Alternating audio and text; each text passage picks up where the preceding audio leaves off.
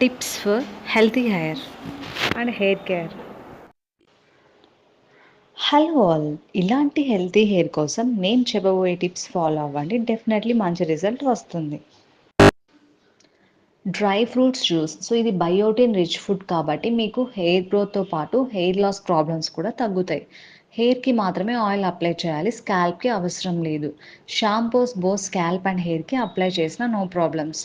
So shampoos డైరెక్ట్గా హెయిర్కి apply చేయడం వల్ల కూడా హెయిర్ ఫాల్ అవుతుంది. షాంపూని కొద్దిగా వాటర్తో మిక్స్ చేసి హెయిర్కి అప్లై చేస్తే షాంపూలో ఉండే కెమికల్స్ డైరెక్ట్గా హెయిర్కి అబ్జర్ప్షన్ చేయకుండా కాపాడుతుంది.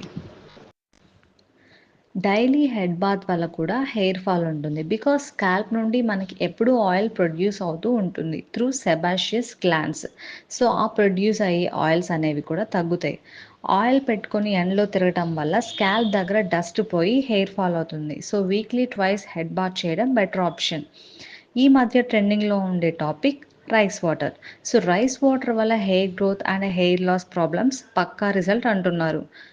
సో ఇది కూడా అబ్సల్యూట్లీ ట్రూ. సో ఈ టిప్స్ ఫాలో అయితే మంచి రిజల్ట్స్ చూస్తారు.